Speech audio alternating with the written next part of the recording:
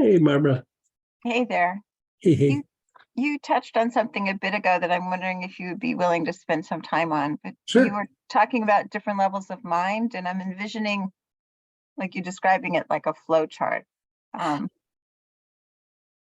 Oh, you know, sure. intuitive mind and constructive Yeah, mind. so you have like the instinctive mind that then eventually turns into the so instinctive mind just means like reacting but with not really processing anything, right? Then you have the lower mind, which the lower mind is like your critical thinking, like you see everything like in details, but everything is like very separate, like you see things like almost like in boxes, but you don't see how they connect to each thing, but this is still an important part of thinking. Like you go through and you're doing your checkbook or reading instructions, putting together a bookshelf, you're doing critical thinking. It's an important thing of everyday life. And then you have abstract thinking, which is your ability to process new or abstract information, which means, abstract just means not like physicalized, or not like there's a thought process that you can go, oh, I know what this is, or you know what I mean. You usually don't have past experience with it. And so in this particular phase, you have more potential for strategic thinking, and you have more potential for being aware of the consequences of your actions. Like critical thinking is not aware of consequences, or if it is, it's like, this happened to me before, and if I do it again, this is going to happen again. Where abstract thinking is, if I do this, the potential is that this might happen or that might happen, or it's not based on past experiences. It's like you can almost see like how it's going to play out. And so it's part of strategic thinking. And then you have, well, let me say one more thing about abstract thinking. Think of abstract thinking as processed wisdom. Like, wisdom is like kind of a flash of insight. Abstract thinking is you've processed that flash and now you can use it for something. Where the flash of insight is interesting, you have a realization, but you don't really know like what it means or how to apply it, right? Abstract thinking, which is tied to the ajna, that is you've processed that, and then you can go, what I can do with this is like, somebody who has a developed ajna, you can present them with new information. They go, I could do this, I could do this, I could do this, I could do this, and I could do this. Like, they're processing it and already applying it, right? And so even our communication to a certain extent comes more from the ajna than it does from the throat. Because this is energy of thought. This is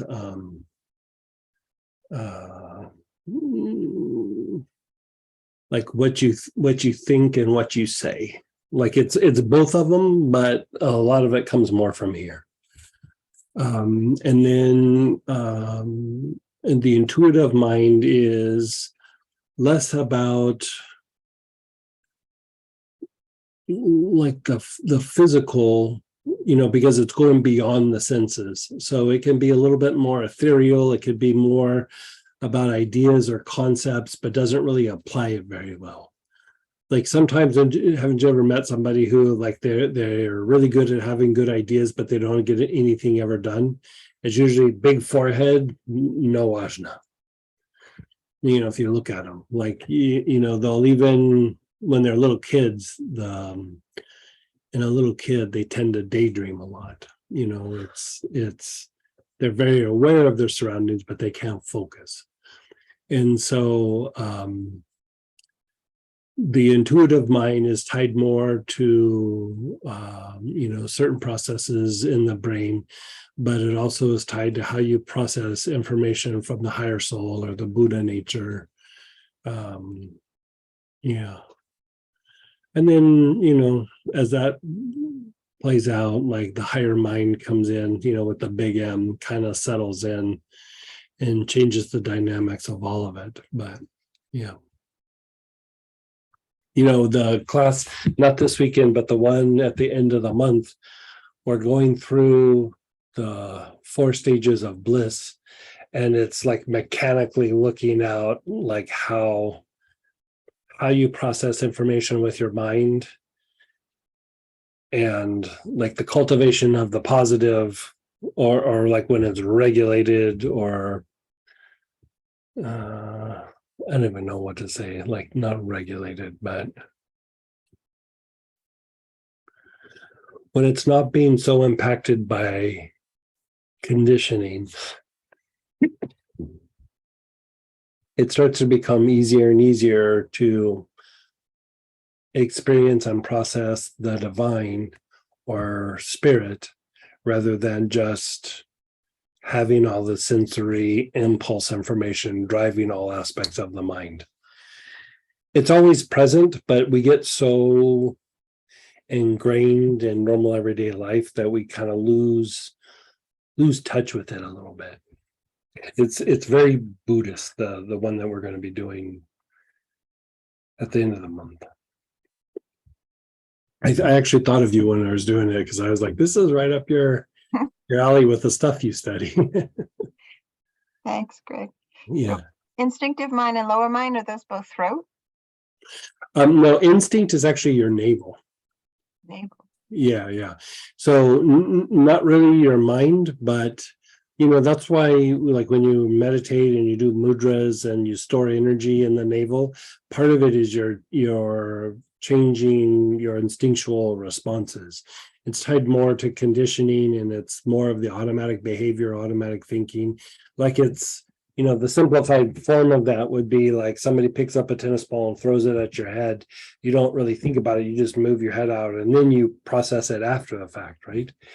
So the issue is that, you know, even when we've been meditating for a while, that mechanism is always in play. You know, you can change it and whatever, but most times we kind of wrestle with it, when really what we want to do is like harness it.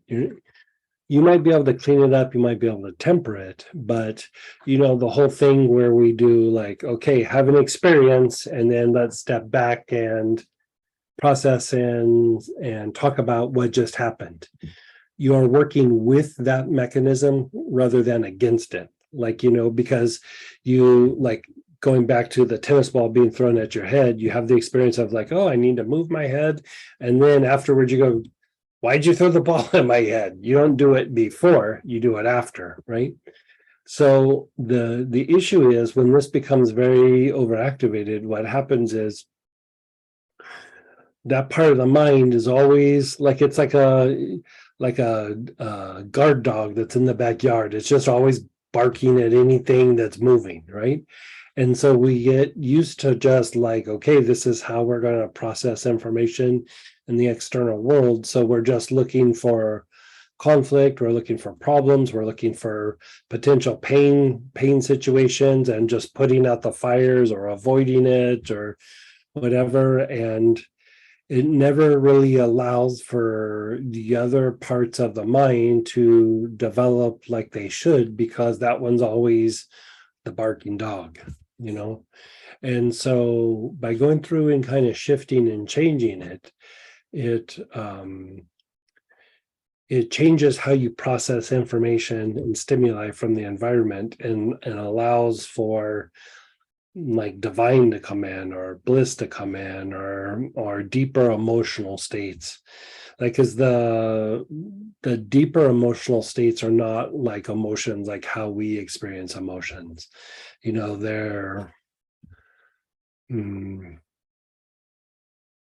I've never been able to come up with good words for it, but it's a state, and it's mm,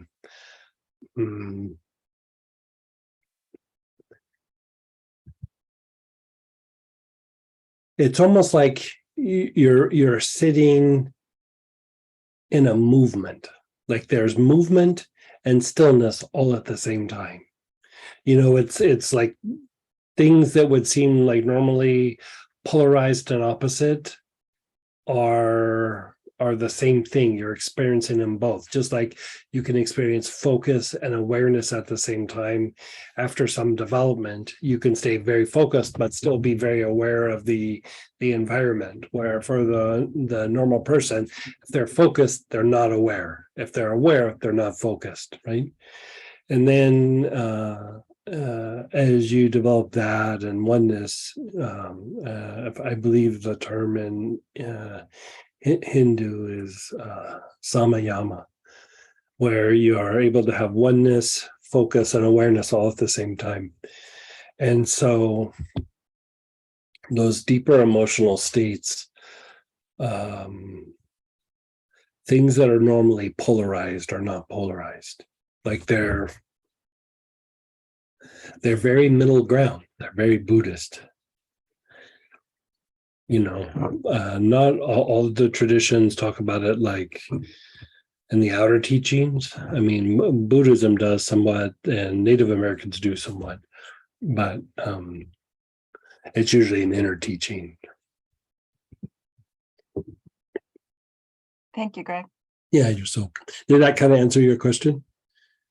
It did. Yeah. And the process wisdom piece, is that forehead? Or is that Process wisdom is the ajna. that's also the Yeah, yeah. Mhm. Yeah.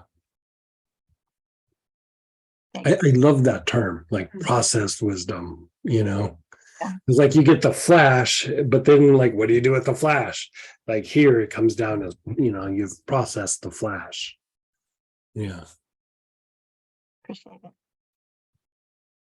Just to make sure, kind of accurate.